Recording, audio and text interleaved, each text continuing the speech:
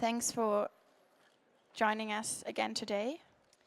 My name is Luisa Neubauer, and together with Greta, we have invited some extraordinary scientists to talk about the science here today with us.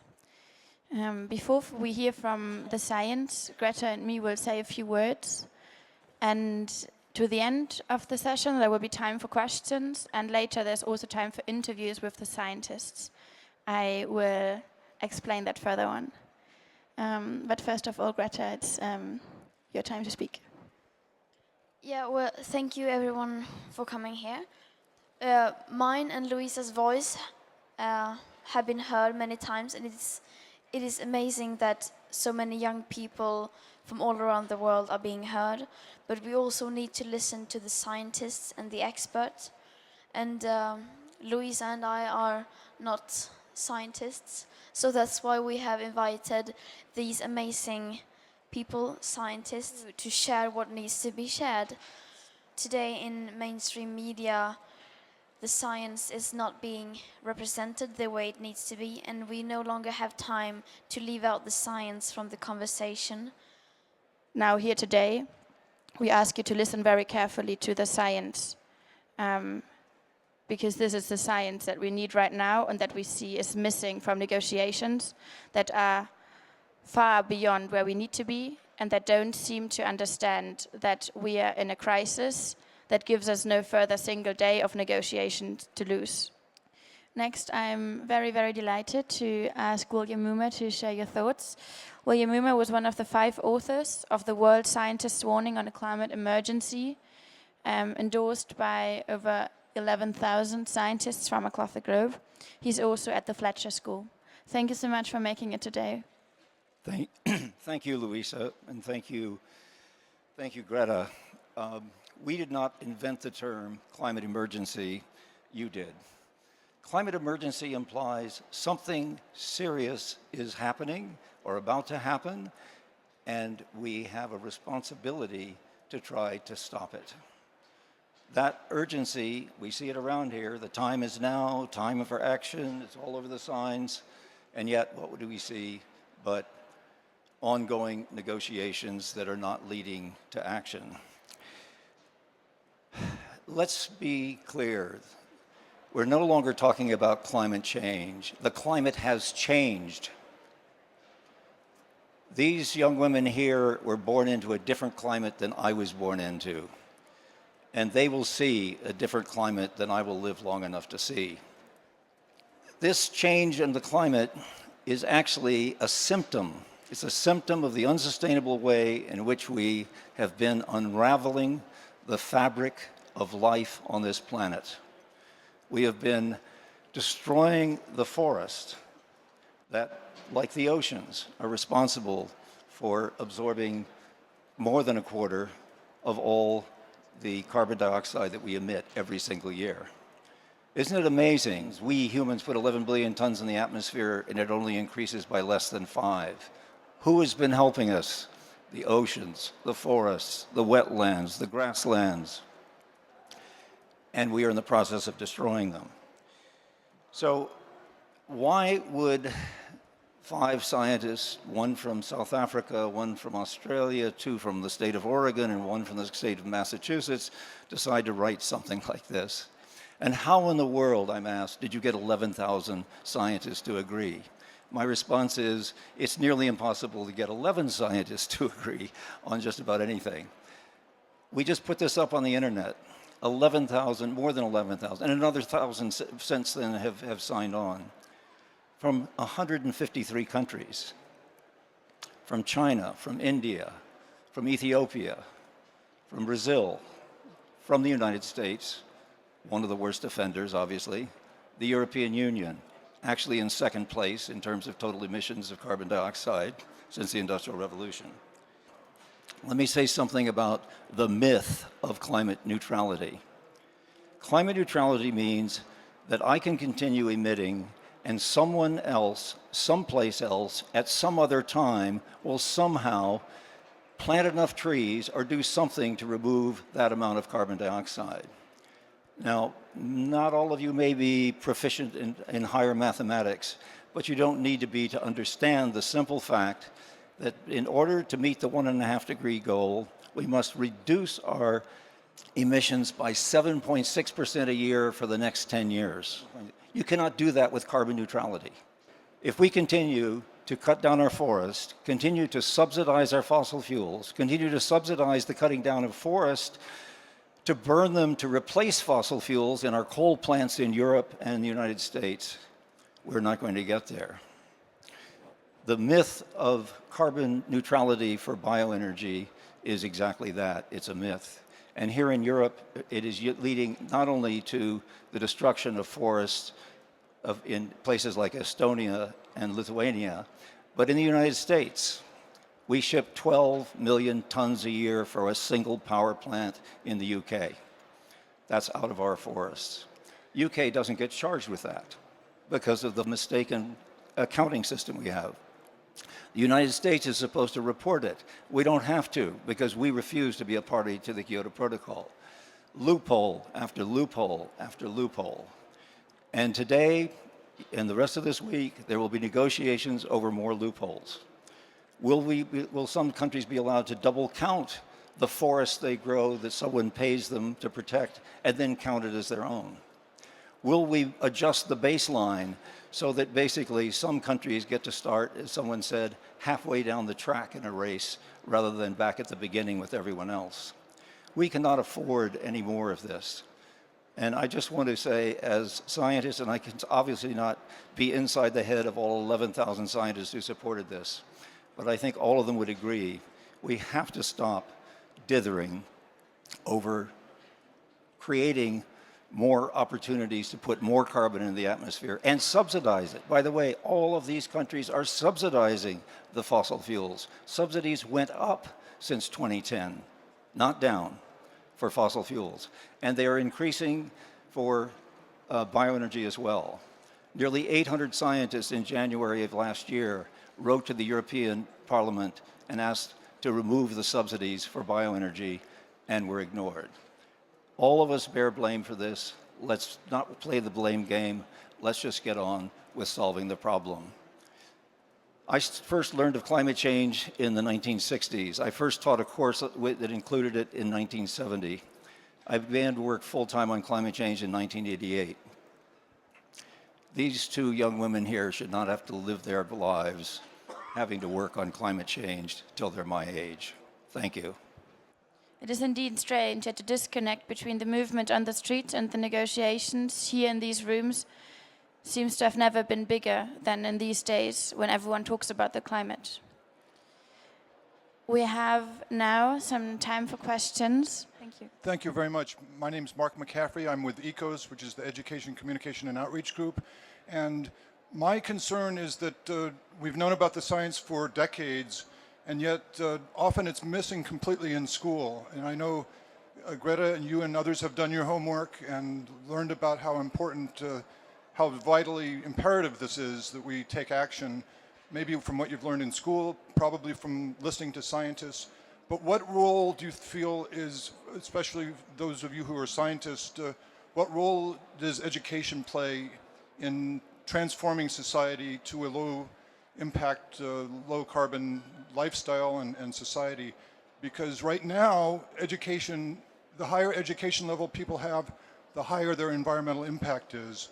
And that, so in other words, education is now actually part of the problem. How do we transform education? Thank you so much. I suggest we pass on the microphone to you. They have a question about education, veganism, and the report to triple ambitions.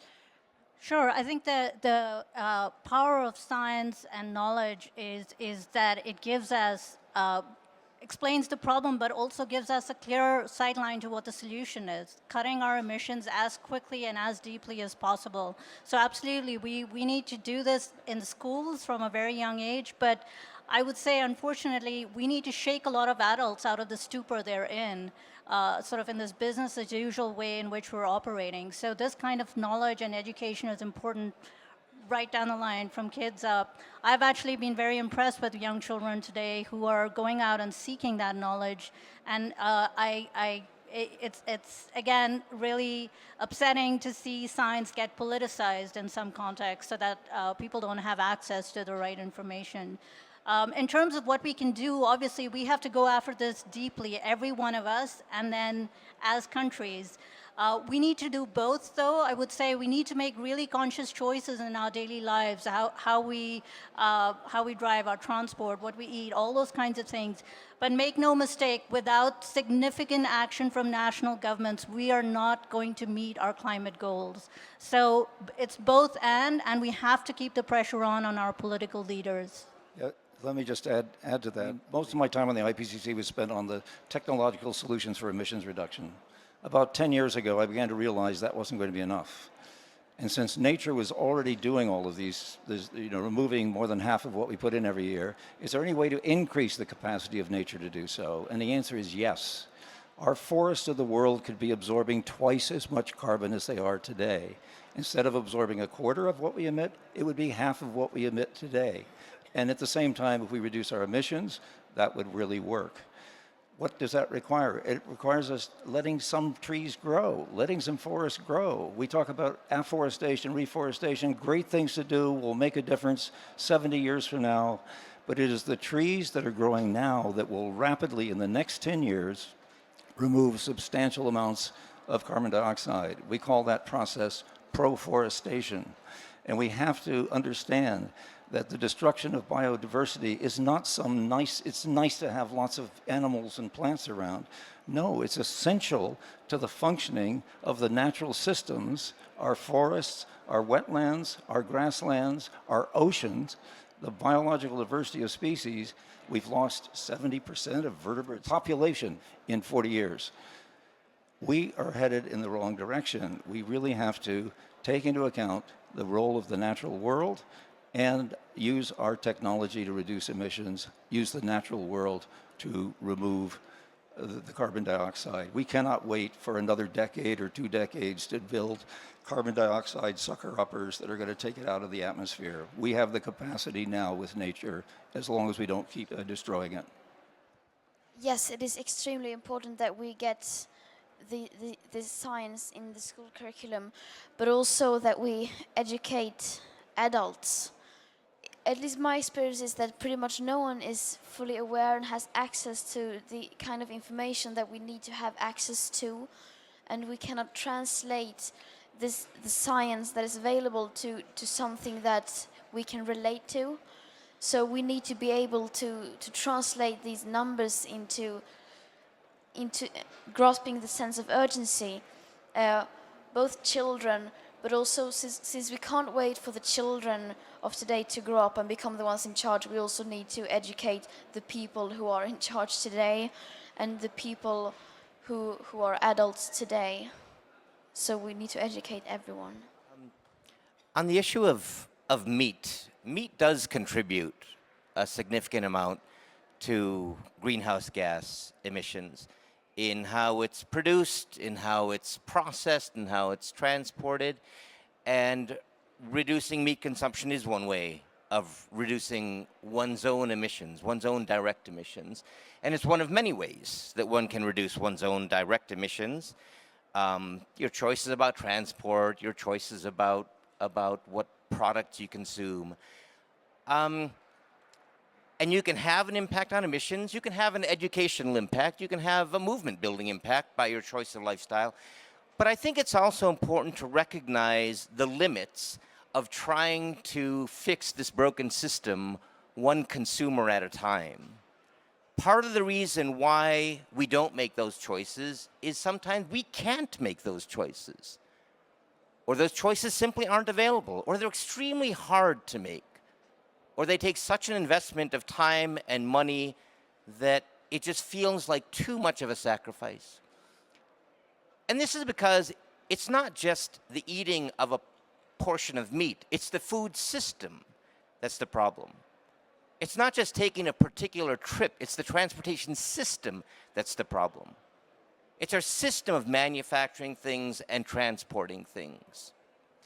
And I think this has to be seen in terms of, as has been said before, a system that we've created, a system that many of us have become prosperous on, but which isn't a sustainable system. It's not a model by which the entire world can become prosperous.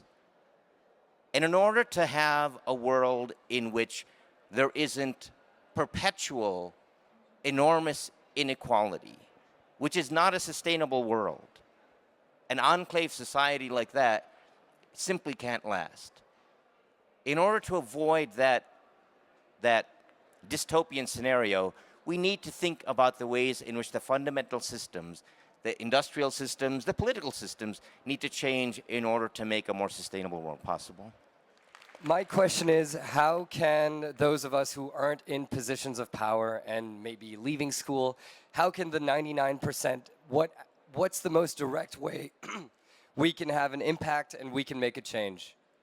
Okay. Thank you so much for those questions. So I suggest we have a very quick statement from each of you. In terms of what young people can do, what you're doing is already amazing because you're changing the politics. We have the technologies. What we have to change is the politics. You're already helping to do that. When you're old enough, wherever you are, please vote.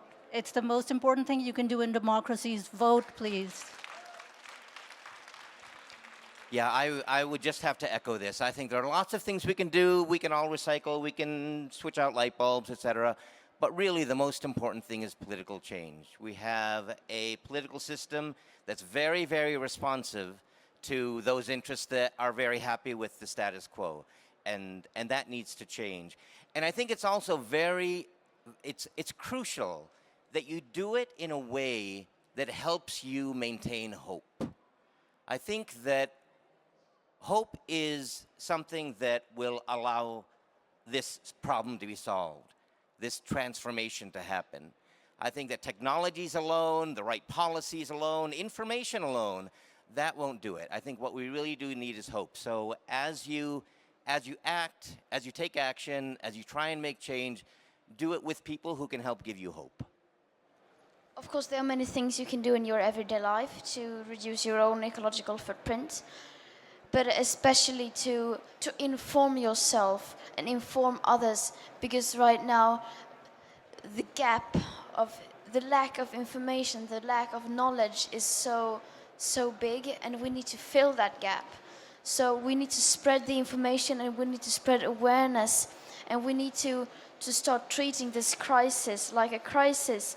And you can be a part of that, not only as an individual, but also as a small part of a big movement to just put pressure on people in power.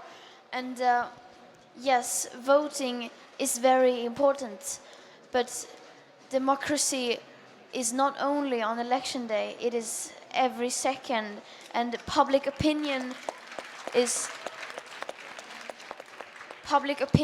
what runs the free world. So we cannot just sit here and say, oh, I will just wait for election day. You have to do something today, because as a democratic citizen, that is your responsibility. Question came up about criminal activity. There is criminal activity, and here in Europe, I have a colleague working in Eastern Europe, and a lot of the deforestation there for timber and for bioenergy is coming from, among other things, UNESCO World Heritage Sites, and those are criminal activities. But we really should, I agree with Shivan, this has to be about hope. We have to believe that we can make it change. If there are a lot of us even doing a little, it adds up to a lot. But we really do have to change the political structure.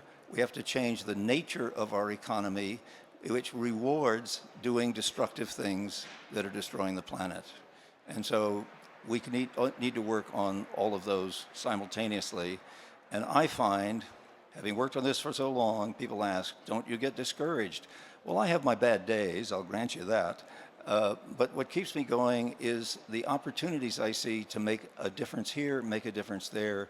Let's change our society, let's change our economy, let's make those sustainable. And I suggest take a look at the SDGs, the Sustainable Development Goals. There's 17 of them. They're not binding, but there are a lot of pretty good ideas there.